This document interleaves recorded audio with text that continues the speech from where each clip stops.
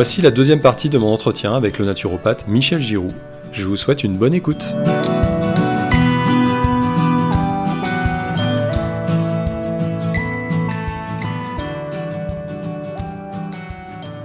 Et donc, si on veut arriver à avoir la possibilité de choisir un futur qui soit compatible avec notre chemin de vie, je dirais un meilleur futur, il faut être vraiment dans l'instant présent. Mais un instant présent tel qu'il ne dépend pas du passé. Et ça, quand on regarde le fonctionnement de notre cerveau et de notre mental, on voit bien qu'on fonctionne par séquence. C'est-à-dire qu'à chaque instant, et ça, là je citerai mes sources parce que c'est pas moi qui ai découvert ça, c'est Jean-Pierre Garnier-Mallet qui il y a longtemps parle des ouvertures spatio-temporelles. Bon, il parle de bien d'autres choses, mais moi ça m'a vraiment interpellé, ça je trouve ça génial, ces ouvertures spatio-temporelles, parce que finalement on voit bien qu'à chaque instant, on a une petite ouverture. Et on le voit quand on observe notre conscience. On voit bien que dans notre conscience, quand on regarde défiler les pensées, on voit bien que quand il y a une pensée qui s'arrête, il y a une autre qui apparaît. Mais entre les deux, il y a une ouverture. Il y a quelque chose où il n'y a rien. Et le rien, c'est quoi? C'est une ouverture de notre conscience. Et c'est tellement infime qu'on ne s'en rend pas compte. Mais donc, si on est suffisamment détendu, on arrive à percevoir cette petite ouverture spatio-temporelle. Voilà. Et donc, cette ouverture-là, c'est quoi? C'est la communication avec au-delà de notre conscience incarnée, c'est-à-dire on se rapproche de notre âme. Et notre âme connaît notre chemin de vie. Donc, avec ces ouvertures spatio-temporelles, et c'est ce que disait Jean-Pierre Garnier-Mallet, c'est que à chaque instant, on ne fait qu'actualiser des futurs venant du passé.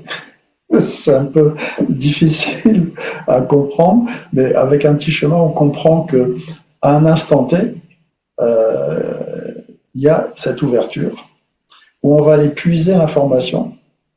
Donc dans cette ouverture spatio-temporelle, c'est-à-dire au-delà du champ unifié, hein, au niveau de notre âme, et donc notre âme explore les futurs possibles, parce que là il n'y a pas de notion d'espace et de temps, donc tout est là. Elle explore et donc elle choisit notre meilleur futur possible. Elle nous ramène l'information, et c'est-à-dire qu'à l'instant T plus delta T, on a le retour d'information. Et donc, on voit bien que cette information-là vient d'un futur, mais ce futur, il vient du passé, de l'instant T. Donc c'est là qu'on peut dire qu'à chaque instant, on ne fait qu'actualiser des futurs venant du passé. Voilà. Mais pour ça, évidemment, il faut déjà être informé qu'à chaque instant, on peut avoir ce contact avec notre âme. Et pour avoir ce contact, qu'est-ce qu'il faut? Il faut un taux vibratoire le plus élevé possible. Parce que plus notre taux vibratoire sera élevé, plus dans notre mental ce sera calme et l'ouverture se fera de plus en plus importante. Et on aura cette conscience-là. Alors il y a ces moments privilégiés donc à chaque instant dans notre vie, si on est suffisamment donc un taux vibratoire élevé. Et après, il y a la nuit. Quand on s'endort, il y a un dédoublement. Et donc dans ce dédoublement, eh bien qu'est-ce qui se passe? Nos corps subtils, notre corps psycho-émotionnel sort de notre corps physique. Et donc à ce niveau-là, eh bien on reçoit des informations venant de notre âme. Mais le problème après, c'est que est-ce qu'on en a conscience après quand on réincarne notre corps physique? Très souvent, il y a l'oubli. Sauf là encore, si au moment de se dédoubler, on a eu la sagesse de demander de l'aide à notre âme et surtout de nous ramener l'information le lendemain quand on se réveille. Et là encore, si on est suffisamment détendu et surtout avec un taux vibratoire élevé et informé, eh bien c'est là qu'on peut avoir au réveil des intuitions. L'intuition sont les informations qui viennent de notre âme. Voilà donc. Moi, je fais référence à Jean-Pierre Garnier-Mallet parce que c'est lui qui m'a fait découvrir ces ouvertures spatio-temporelles. Je trouve ça génial. Maintenant, il y a bien d'autres auteurs qui ont parlé de de tout cela. Je pensais à ça, ces ouvertures spatio-temporelles aujourd'hui. Mm. Donc, on voit bien que quand on est dans l'instant présent, on peut bénéficier de ça, justement, de ces ouvertures spatio-temporelles. D'où l'intérêt de cette méditation active, être dans le moment présent. Voilà. Et est-ce que tu aurais des conseils pour les personnes qui peuvent se sentir frustrées parce qu'elles n'arrivent pas justement à méditer en restant calmes? Il y a toujours Bien sûr, soit on a carrément des sollicitations, le téléphone, des choses comme ça, des pensées, bien sûr, bien sûr. Ouais. soit on n'arrive pas à rester immobile même parce que physiquement on n'y arrive pas. Mais tu vois bien ce qu'on dit en naturopathie, en morphopsycho, on voit bien qu'on a des tempéraments différents. Il y a ce qu'on appelle les tempéraments sanguins, les gens qui sont très extravertis, ils ont beaucoup de mal à faire une méditation immobile. Il y a des gens qui sont incapables de ça. C'est pas grave. C'est là qu'il faut utiliser la méditation active. Hein. Donc, soit on est plus penché vers la méditation donc immobile, c'est méditation passive, immobile, et là c'est très bien, on peut faire un travail de fond, mais on ne va pas toujours rester en méditation. Donc, il faut bien à un moment donné être dans la vie réelle. Et donc c'est pour ça que je dis, quand on n'arrive pas à méditer de manière immobile, c'est pas grave, il y a la méditation pleine conscience, être dans l'instant présent. Et c'est d'ailleurs qu'il faudrait être en permanence, le plus possible. Parce que ça permet quand même de se nettoyer, mais surtout d'être présent, c'est-à-dire ne pas encombrer notre mental de temps psychologique passé et temps psychologique futur. Voilà. Donc l'idéal, c'est ça, c'est d'arriver à vivre sans arrêt dans cet instant présent. Et cet instant présent, ça nécessite quoi? Ça nécessite de la vigilance déjà. Être sans arrêt vigilant, se dire attention, là, je ne suis plus dans l'action du présent, je suis en train de faire cette action, mais je suis en train de penser à autre chose. Je me préoccupe du passé ou je me préoccupe du futur. Donc ça demande de la vigilance. Et la vigilance, c'est quoi? C'est comment on obtient la vigilance avec les 5 sens en éveil. Voilà. Et donc, si on a les 5 sens en éveil, c'est là qu'on va pouvoir agir dans le présent en étant déconnecté du passé. Donc notre présent, nécessairement notre action présente, sera la plus, la plus efficace possible, parce qu'elle ne sera pas parasitée par du passé. Et donc, comme ce présent sera, je dirais, presque parfait, eh bien on aura le meilleur futur possible, puisque ce présent prépare le futur. Donc tu vois, cette vigilance-là, et nos 5 sens en éveil, nous permettra d'avoir l'action la plus juste possible, qui ne sera pas parasitée par le passé, et donc cette action juste va nécessairement nous conduire au meilleur futur possible pour notre chemin de vie. Voilà. Ok, génial. Un petit truc aussi que j'utilise, moi, c'est quand je me balade, par exemple, ou quand je suis assis dans la nature, c'est d'écouter les oiseaux. Ouais. Juste le fait de faire ça, de se concentrer sur le chant des oiseaux qui est en permanence autour de nous, bah, ça permet de se recentrer sur le présent et on sent un apaisement tout de suite, je trouve, quand on est dans cet état-là. Absolument. Ouais. Alors, il y a une chose aussi, ce que tu parlais un petit peu dans ton parcours au chemin de Compostelle, c'est qu'il faudrait finalement que notre conscience illumine notre corps physique pour cette action dans l'instant présent, mais il faudrait qu'on ait une partie de notre conscience qui ait pris de l'altitude pour s'observer, je dirais, en tant qu'acteur dans cette pièce de théâtre qu'on est en train de jouer à chaque instant. Parce que finalement, le monde, là, notre société, le monde, c'est une scène de théâtre et on est un acteur. On s'est incarné avec un rôle à jouer. Et ce rôle à jouer, il a été écrit par notre âme. Mais donc, il faudrait que finalement, on soit toujours à la fois l'acteur sur la pièce de théâtre, mais qu'on soit aussi le spectateur en train d'observer l'acteur, pour voir si l'acteur joue son véritable rôle. Voilà. Donc, ce qui fait intéressant. que quand on est parfaitement dans l'instant présent, il y a un moment donné où on se voit en train d'agir dans l'action la plus juste. Voilà. Moi, Ok. j'aime bien prendre Ouais, cette ouais. image C'est de intéressant. rencontre de l'acteur sur la scène de théâtre. Ça, c'est notre incarnation actuelle. Mais il faut qu'il y ait le spectateur. Et le spectateur, c'est qui? C'est l'âme qui est en train d'observer l'acteur et qui lui dicte à chaque instant ce qu'il doit faire sur sa pièce de théâtre. Voilà. Bah, ça me parle beaucoup parce que bah, récemment, j'ai fait un changement de cap professionnel et j'ai eu cette impression, tu vois, d'avoir justement cet observateur qui se rendait compte que bah, l'acteur n'était plus vraiment sur le bon chemin et qui m'a donc moi j'appelle ça la conscience un peu, c'est-à-dire Oui, écouter quand on dit écouter sa conscience, écouter sa petite voix, oui, un peu revenir justement à cette pièce de théâtre oui, vue par oui, l'âme comme tu le oui, décris. oui. Oui. Et c'est ce que je disais, hein, c'est que pour voir ce qu'il y a dans le mental, il faut observer son corps physique. Le corps physique traduit ce qu'il y a dans le mental.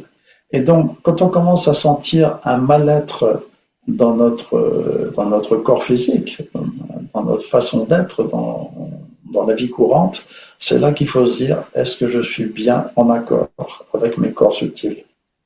Est-ce que je suis sur mon chemin de vie? La maladie nous rappelle à l'ordre, hein. La maladie nous dit bien qu'il y a quelque chose qui ne va pas. Il ne va pas dans le corps subtil. Et quand on a compris que tout vient de cette conscience incarnée, c'est là qu'on se dit, bah oui, non, là, il y a quelque chose. Et donc, je vais devoir aller voir ce qui se passe dans ma conscience. Et c'est là qu'il faut faire une espèce de halte, se dire, bon, je prends un temps de repos, de méditation, pour réfléchir. Pourquoi il y a un mal-être dans mon corps, dans mon corps physique surtout, c'est dans le corps énergétique. On peut avoir des grandes périodes de fatigue, d'épuisement, de burn-out, etc. Donc c'est là qu'on voit qu'il y a un désaccord complet entre nos différents corps. Donc il faut remonter à la source au niveau de notre conscience incarnée et se dire qu'est-ce qui se passe. Et on a l'information, mais ça demande d'être à l'écoute de sa dimension intérieure. Voilà. Et c'est là le problème de notre société, c'est qu'on est tellement happé par toutes ces informations, ce surplus d'informations qui fait que ça nous coupe de plus en plus de notre conscience. Voilà. Puis on prend pas le temps aussi forcément d'écouter tout ça parce qu'on est, comme tu Sûr. dis, happé par la vie Oui, quotidienne, la famille, le boulot, etc. Et finalement, on se laisse plus trop de temps d'introspection pour oui, découvrir tout ça. oui, Si on redescend un peu plus dans la matière, on va dire, oui, oui, tu enseignes également le jeûne, toi, donc j'avais une question à te poser parce oui, que dans ce domaine, j'ai vu qu'il y avait deux écoles. En fait, on dit souvent qu'il vaut mieux rester un peu actif pour ne pas perdre de muscles pendant qu'on jeûne, d'où oui. le développement des stages jeûne et randonnée. Mais il y a aussi un autre courant de pensée qui prône plutôt de rester tranquille et de ne rien faire pour que le corps se concentre vraiment sur la détox. Qu'est-ce que tu en penses, toi? Oui. Alors, moi, je pense qu'il y a un équilibre à trouver entre les deux. Voilà. Euh,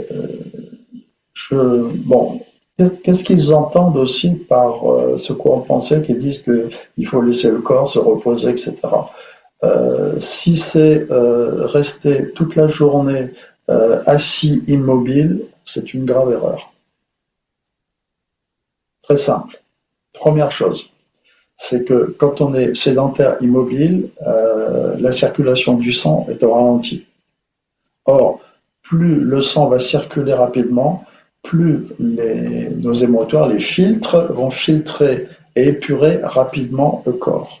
Donc, on va sortir beaucoup plus rapidement les toxines. Bien. Maintenant, il y a autre chose. Quand on comprend parfaitement la physiologie du jeûne, si, comme il n'y a plus du tout d'apport de nourriture et de glucose, on va devoir, pour alimenter nos cellules en énergie chimique, il va falloir donc aller puiser dans les protéines et les acides gras pour faire de l'ATP, hein, pour que les cellules puissent faire leur énergie et tout le fonctionnement biologique. Et donc, très souvent, on va puiser davantage dans les protéines que dans les acides gras. Et donc, comme on ne bouge pas, qu'est-ce qu'on va faire? On va utiliser les muscles. Donc, c'est une grave erreur de jeûner sans bouger. De toute façon, on voit bien les gens qui sont alités, ils vont perdre de la masse musculaire. Voilà. Donc, ces gens qui disent il faut du repos, oui, mais à un certain niveau. Il faut quand même bouger. Donc, je pense qu'ils doivent marcher, etc. D'accord? Bien. Alors après, la technique dans les jeûnes et randonnées, c'est surtout pour accélérer le processus de nettoyage du sang, filtrer le sang par les émonctoires. Donc, plus on va bouger, plus on va avoir de circulation du sang, et donc on va favoriser finalement l'évacuation beaucoup plus rapide des toxines. Et surtout, on va s'oxygéner davantage. Donc, tout fonctionnera mieux dans notre corps. Mais il y a une limite à ça. C'est que il ne faut pas s'épuiser dans l'activité physique. Il faut aussi qu'intérieurement, il y ait de l'énergie pour faire tout ce travail de nettoyage, etc. Donc, il y a un juste milieu à trouver. Donc, en fonction de l'énergie de la personne, eh bien, si elle se sent avec pas mal d'énergie physique, eh bien, autant marcher. Marcher, se dépenser pour activer la circulation du sang, s'oxygéner davantage, parce que tu vois que dès qu'on va se mettre à marcher, d'une manière assez, je dirais, à 4-5 km/h, eh bien, on va avoir une respiration 3 fois plus ample que si on était en position immobile. Donc, on voit bien tout le bénéfice qu'on peut en tirer de l'activité physique pendant le jeûne. Mais il faut simplement ne pas s'épuiser. Donc, je te dis, il y a le juste milieu à trouver entre une activité physique qui va nous permettre de nettoyer, de filtrer le sang beaucoup plus rapidement, et puis aussi ne pas s'épuiser. Voilà. Mais il faut absolument de l'activité, sinon on va utiliser ses muscles. C'est pour ça qu'il y a ce jeûne à randonnée. Voilà. Toi, tu disais que tu animais des stages de jeûne et randonnée, c'est-à-dire que tu accompagnais des jeûneurs? Alors, moi, ce que je faisais, oui, j'intervenais à un centre de jeûne et randonnée de Pithiviers. Donc, j'y allais pour faire des conférences le soir.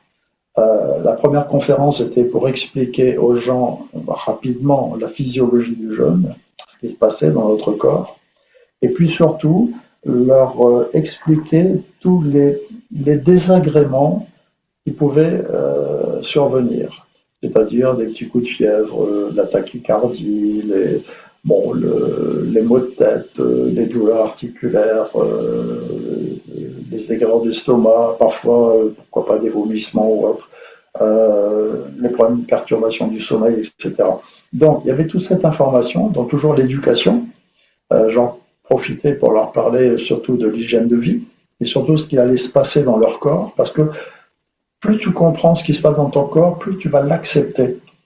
Et je leur précisais bien ce qui était normal comme désagrément et ce qui aurait pu être anormal. Parce qu'en jeûne, il ne faut pas faire n'importe quoi non plus. Parfois, il y a des désagréments qui font que il faut arrêter le jeûne. Voilà. Donc, il faut comprendre ça. Et quand les gens comprennent ça, ils acceptent beaucoup mieux les désagréments du jeûne. Voilà, parce qu'ils comprennent que finalement, ces désagréments sont là. C'est je dirais, le prix à payer pour aller mieux, pour faire de la santé. Donc, il y avait ça. Et puis après, donc, je faisais des consultations. Donc, il y avait toute cette formation à l'hygiène de vie. Et puis après, je faisais des consultations. C'est marrant parce que quand tu dis des symptômes, des désagréments, finalement, ça me fait penser à la maladie aiguë, tu vois, où Oui, quand on a, par exemple, je sais pas, de la fièvre, une petite grippe ou autre, on va avoir des symptômes comme ça qui montrent que le corps est en train de, quelque part, se nettoyer, s'auto-défendre.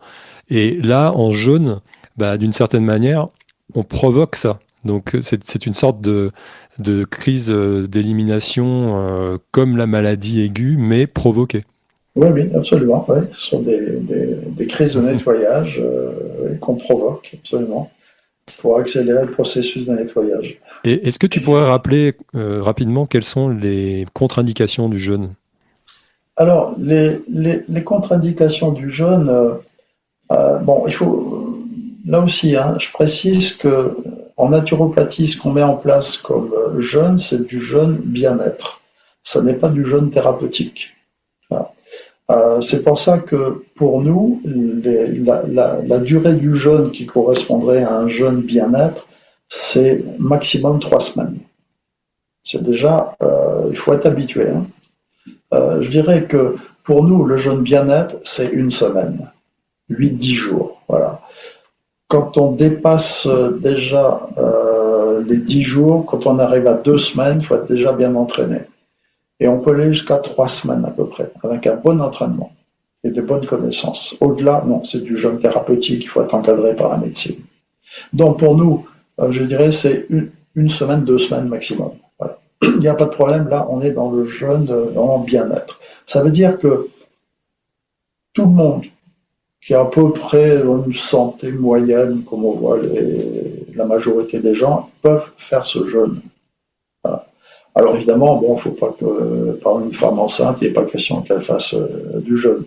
Après, toutes les pathologies lourdes, etc., il est hors de question. Voilà. Mais donc la majorité des gens qui sont à peu près en relativement bonne santé peuvent jeûner sans problème, une semaine. Voilà. Il n'y a pas de contre-indication. Contre-indication, c'est la peur finalement. Les gens ont peur parce que ils sont programmés par tout ce qu'on a entendu sur le jeûne. Et encore, ça a évolué. Moi, quand j'ai commencé à jeûner dans les années 70, évidemment, on était pris pour des farfelus. On se mettait en danger, etc. Maintenant, on a compris quand même avec le jeûne intermittent, etc., que bon, oui, on peut jeûner sans problème une semaine. Donc, dès qu'on a une lésion irréversible d'organes, il faut voir si on peut éventuellement jeûner avec cette lésion d'organes. Alors ça demande quand même des connaissances. C'est pour ça que ceux qui encadrent les centres de jeûne et randonnée doivent quand même être au minimum des naturopathes et avoir de bonnes connaissances et ne pas prendre de risques inconsidérés. Voilà. Donc, toutes les maladies graves, il est hors de question de jeûner. Si, on peut jeûner, mais encadré par le corps médical. En France, il n'y a pas ça. Il faut aller en Allemagne, en Espagne. Mais non, ça serait extraordinaire justement d'avoir des centres vraiment de jeûne encadrés par des spécialistes, médecins, et qui connaissent parfaitement le jeûne, qui l'ont vécu aussi. Voilà. Parce que ça demande de la pratique et de la connaissance. Il ne faut pas qu'il y ait que de la connaissance théorique, hein. Il faut avoir jeûné, il faut avoir expérimenté tous ces malaises, toutes ces crises de nettoyage, pour bien identifier une crise qui n'aura pas de conséquences, alors que parfois, certaines crises peuvent conduire des conséquences et créer des lésions d'organes.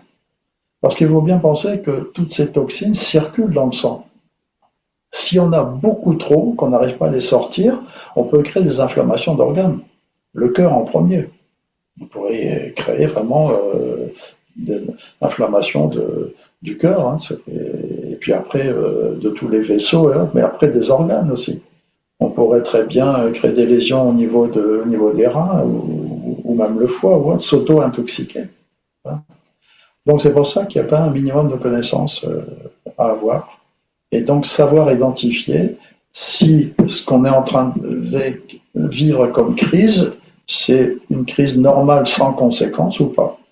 Voilà.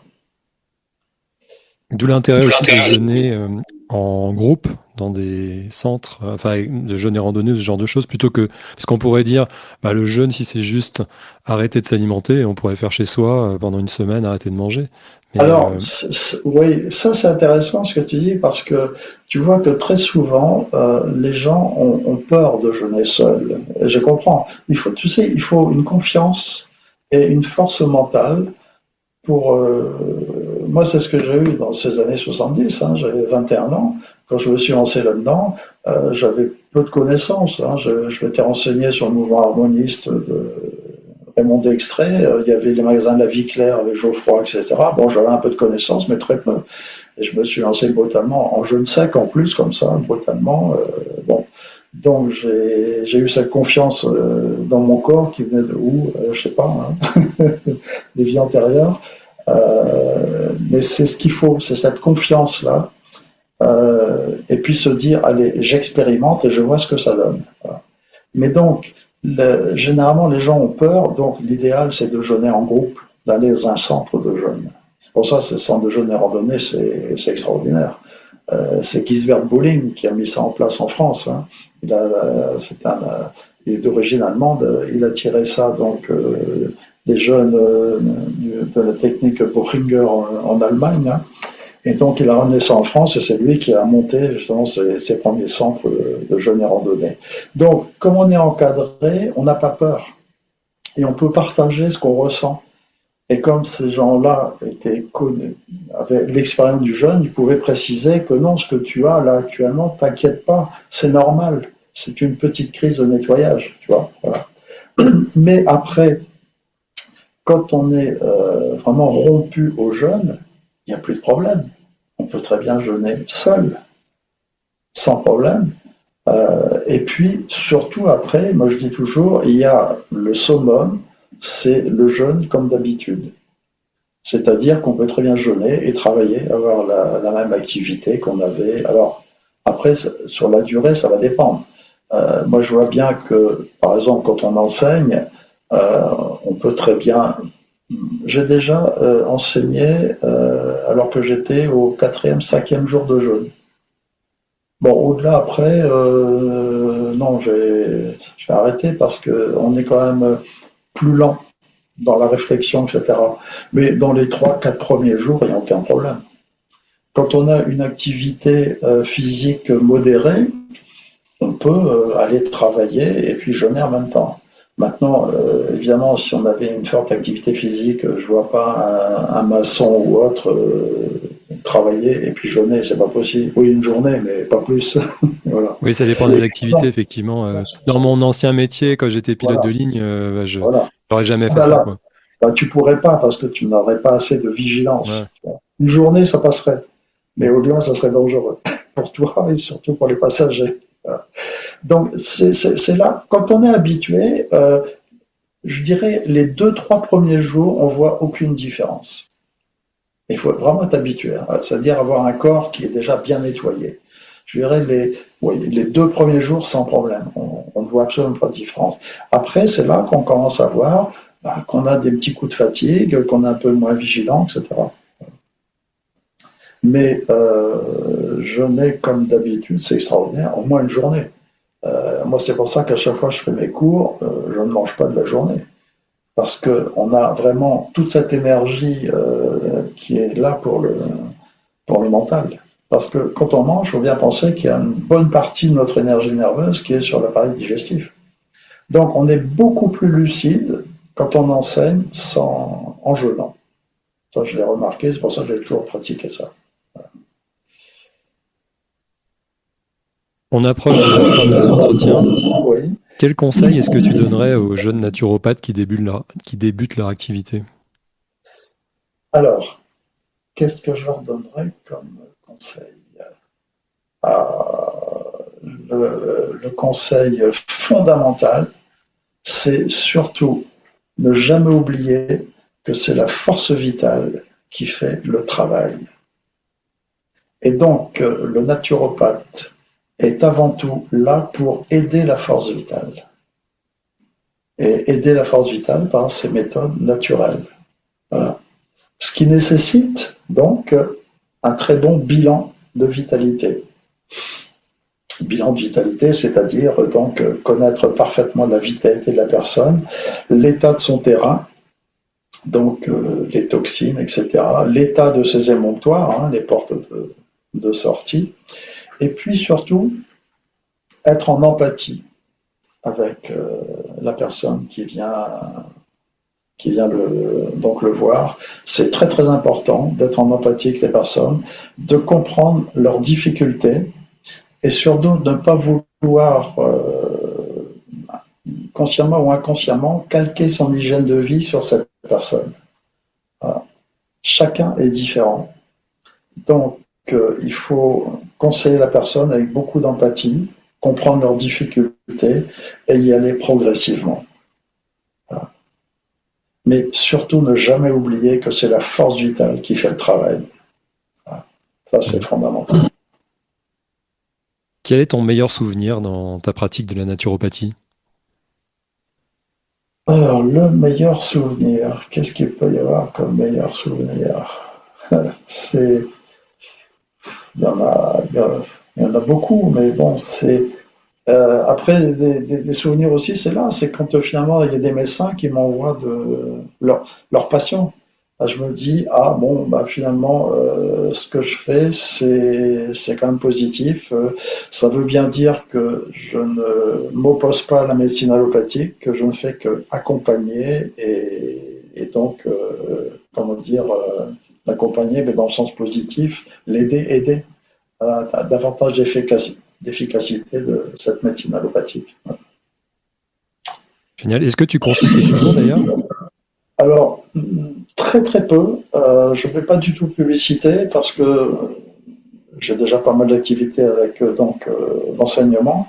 Et donc, c'est simplement quand mes étudiants me demandent, ou alors quand c'est des connaissances de leur famille ou autre. D'accord. Mais sinon, non, quand on me demande, bon, je fais une consultation. Mais moi, ce que j'aime surtout, c'est enseigner et donc divulguer cette hygiène de vie. Et ça, c'est important. Hein, je le dis toujours à mes étudiants. N'oubliez pas que vous êtes avant toute chose des éducateurs de santé. On a un grand rôle dans nos consultations à éduquer les personnes, leur donner l'information pour qu'ils deviennent le plus rapidement possible autonomes. Un bon naturopathe ne doit pas avoir de clientèle. Il voit les personnes une fois, deux fois, trois fois grand maximum pour les gros problèmes, parce que généralement, moi, je les voyais une fois. Et puis après, oui, je leur dis, voilà, s'il y a des problèmes, revenez me voir. Voilà. Mais ne jamais imposer. Un bon naturopathe n'a pas de clientèle. Voilà. C'est pour ça que c'est très difficile à vivre de la naturopathie seule. Mais il faut savoir ce qu'on veut. Est-ce qu'on veut tomber dans le travers de justement la finance, voilà, comment dire, le gain matériel ou autre, ou est-ce qu'on veut vraiment être d'authentiques éducateurs de santé? C'est pas simple à vivre. C'est vrai qu'il faut une juste rémunération pour le travail qu'on fait. Moi, j'ai eu la chance d'avoir mes revenus, donc d'avoir une profession qui me laissait du temps pour me perfectionner, et puis d'avoir ma pension de retraite qui me permet voilà, de pouvoir continuer à enseigner et puis donc pratiquer sans chercher comment dire la rentabilité financière. Mais bon, tout le monde n'est pas dans ce cas-là. C'est pas. Moi, je dis que être naturopathe et pratiquer ça uniquement, il faut beaucoup de courage, c'est vrai, et puis des sacrifices financiers souvent. Voilà. Mais pour le bien de l'humanité, c'est ça qui est extraordinaire. Voilà. Moi, je trouve que c'est vraiment extraordinaire de pouvoir enseigner et justement être thérapeute naturopathe. Je trouve ça remarquable. Voilà. Mais ça demande des sacrifices. Après, c'est pas interdit non plus d'avoir d'autres activités à côté, comme faire du Non, massage ou de la voilà, voilà. réflexologie, ce genre de choses. C'est ce que je préconise. Je leur dis, ce qu'il faut, c'est une technique qui permette de. Parce que les gens aiment bien être pris en charge. Donc, avoir une technique, voilà, de massage, de réflexo ou autre, peu importe. Et puis après, donc, faire ce travail de naturopathie, d'éducation à la santé. Pour revenir à ça, être naturopathe, ça demande des sacrifices. Voilà. Mais c'est extraordinaire pour éduquer les gens et les rendre de plus en plus autonomes dans leur façon de vivre et de gérer leur santé.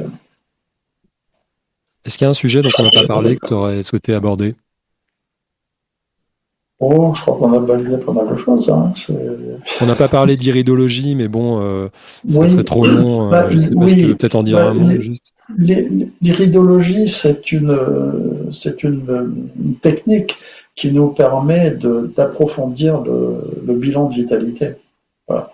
Pour être efficace, pour faire un bon bilan de vitalité, il y a la morphologie et puis il y a l'iridologie. Alors, l'iridologie, alors, comme la morpho d'ailleurs, ce sont des sciences de l'observation. Hein. On a constaté que finalement, dans l'iris, dans cette partie colorée de l'œil, tous les organes du corps se projetaient et on voit assez précisément toutes les fragilités, les points forts, les points faibles, et surtout l'état du terrain. L'état du terrain physique, mais l'état du terrain psycho-émotionnel aussi. Voilà. Donc pour moi, c'est un outil indispensable pour faire un bon bilan de vitalité en naturopathie. Voilà. Ce qui est dommage, c'est que c'est de moins en moins pratiqué. Et moi, je regrette fortement. Pour moi, c'est indispensable. Non, bah d'ailleurs, dans l'école Socrate où tu enseignes et par laquelle je suis passé, ça fait partie vraiment de la panoplie du naturopathe. Oui, Et oui, d'ailleurs, moi, je l'applique dans mes consultations. oui, Voilà. oui, oui, absolument. Pour nous, on a les trois méthodes. On a l'anamnèse, comme tous les thérapeutes utilisent, hein, c'est poser des questions, etc., approfondir, donc, pour connaître le terrain de la personne.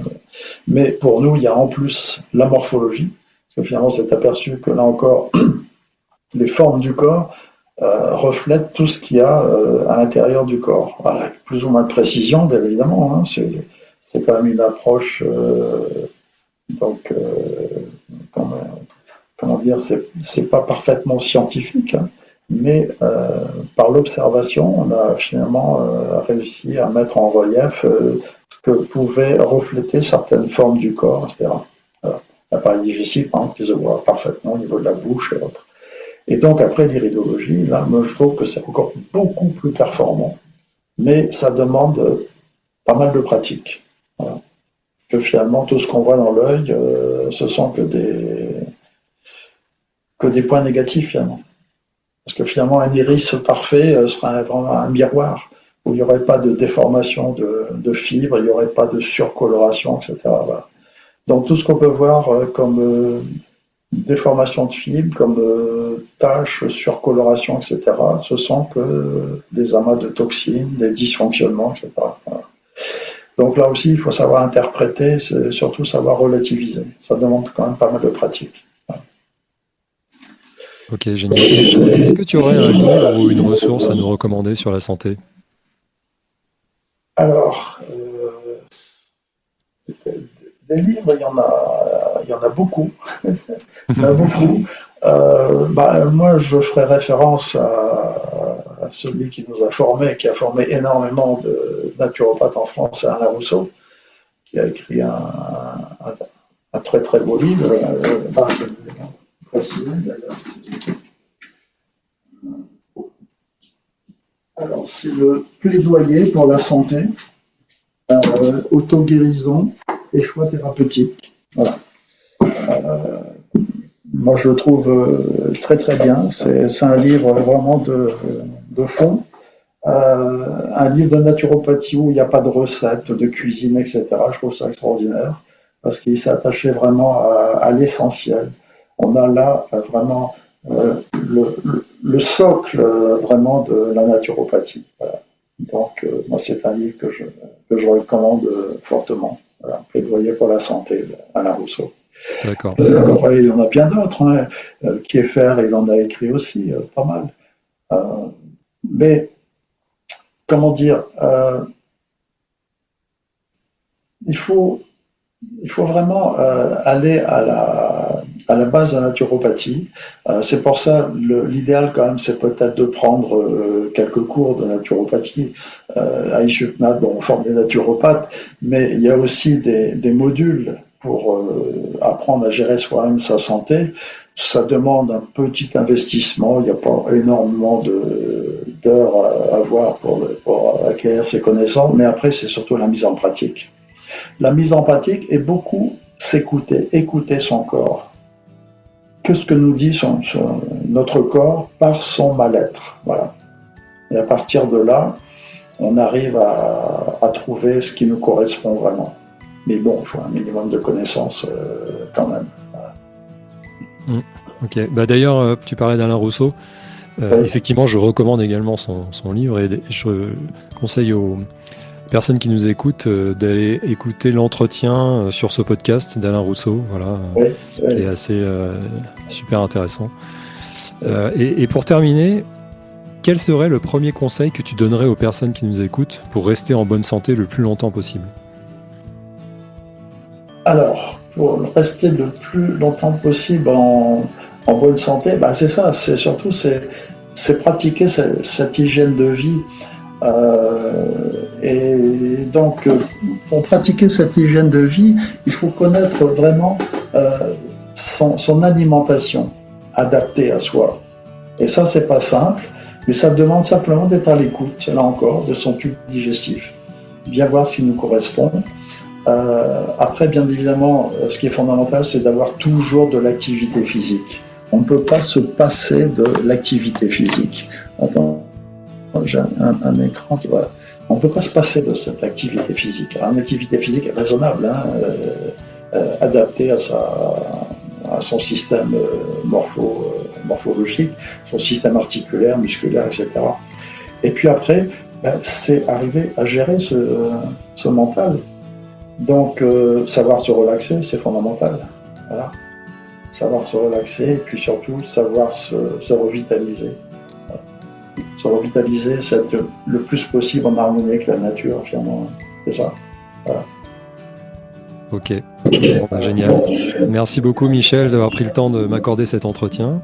Eh bien, je te remercie Anthony d'avoir l'occasion de diffuser un peu mes connaissances et surtout ma passion pour la naturopathie.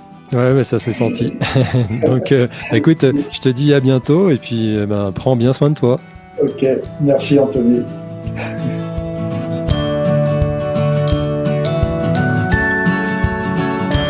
Voilà, c'est tout pour aujourd'hui.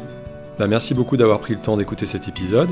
Je réalise ce podcast sans utiliser d'intelligence artificielle, donc si vous l'avez trouvé intéressant, vous pouvez m'aider à le faire connaître en mettant des étoiles sur votre appli d'écoute et en le partageant autour de vous. N'hésitez pas également à vous abonner, ainsi qu'à ma newsletter, pour être au courant de mon actualité et recevoir un conseil de santé préventive gratuit chaque mois. Je vous invite également à faire un tour sur mon site www.anthonyvio.fr pour en savoir plus sur mon activité ou pour prendre rendez-vous pour une consultation ou un accompagnement personnalisé. Comme je ne suis pas médecin, ce podcast n'a aucune visée médicale, diagnostique ou thérapeutique, mais uniquement informationnelle. En cas de problème de santé, consultez votre médecin et surtout, n'arrêtez ou ne modifiez jamais vos traitements médicaux sans lui en parler. Alors rendez-vous au prochain épisode et d'ici là, prenez bien soin de vous.